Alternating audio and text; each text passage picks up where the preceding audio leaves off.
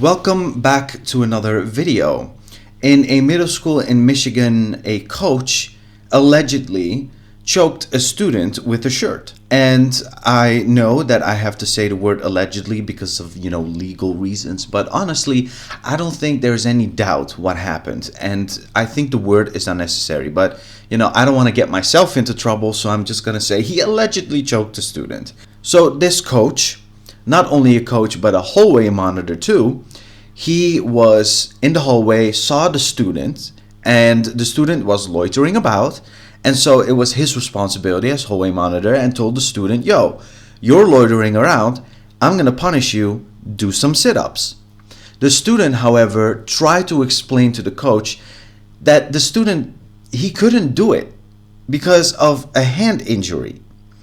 And so there was a little bit of an argument, a back and forth, and eventually the student decided to walk away. The coach, however, was not letting him go, and instead of trying to just talk to him or send him to the principal's office or whatever, he decided that the best solution is to allegedly choke the student with a shirt. Because, violence is apparently the answer for everything.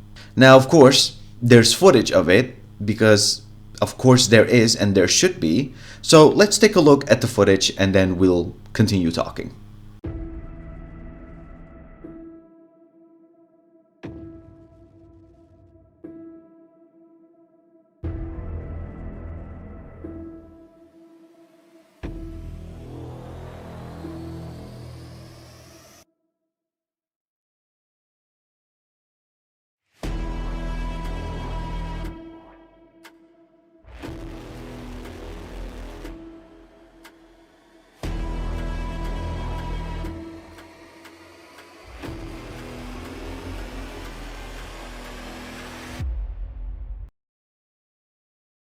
Of course, the moment that the student came home, I believe this student's name is Michael. Both the parents, Steve Moon and Yolanda Ellis, said they were immediately shocked and outraged by what they saw on the footage. And of course they are. I mean, any parent would be, any human being would be, because this is unacceptable. I was an educator for a couple of years, and thankfully, I never had any experience like this. But as an educator, my solution to a problem or argument cannot be, let me try and kill my student. That's not how this works. Of course, the parents were also wondering why there were no other teachers around to intervene. And that's also a very good point. I mean, it might be a pretty big school building, so maybe, there just didn't happen to be teachers around. In the video, we saw that the coach was trying to make a hand gesture to someone saying, yo, I'll be right back, and then proceeded to go to the student and choke him. So there was someone around, it seems. They may have walked away, didn't really hear or see anything, but either way.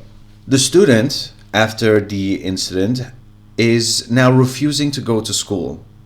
And that is also a shame because the student is now missing on a lot of classes and socialization and everything.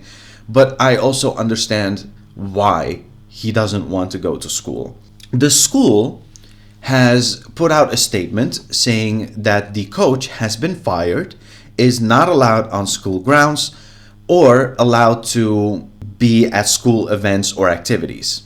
And, the school, of course, handled it the way that they should, immediately fired the coach, so that's a good thing.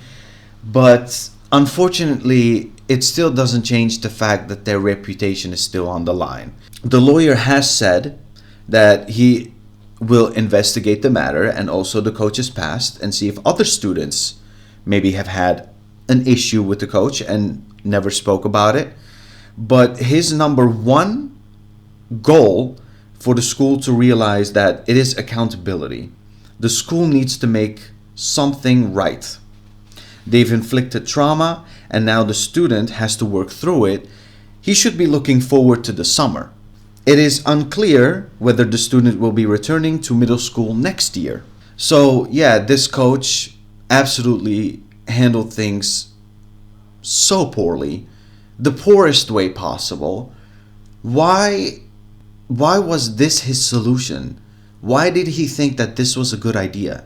I sometimes do not understand the thought process of some people. Seeing this coach actually trying to choke this student, it's so weird to me. So weird to me. And so I, as an educator, would be like, okay, you know what? It is a bit unfair to ask this of a student. That's not a punishment I would give in the first place. But let's say, for the sake of argument, that I did. And the student tells me, yo, hand injury. Sorry, I can't do sit-ups. Then I'll be like, okay, I heard you, but I still feel like we should give you a small punishment for what you did, but it won't involve, using that hand. But either way, this coach handled things very poorly, and I'm glad that the parents are now going after the coach, and I'm looking forward to finding out what punishment this coach is going to receive, because I would consider this attempted murder. Right? I would, because apparently, according to this article from the Daily Mail, the choking persisted for 20 seconds. That might not sound very long, but that's quite long, especially when you're the person who's being choked. So I'm just saying, this to me classifies as an attempted murder, and this coach should be punished accordingly. Thank you so much for watching this video. I hope you enjoyed it. Let me know down in the comments what you think of this entire situation, and I will see you in the next video.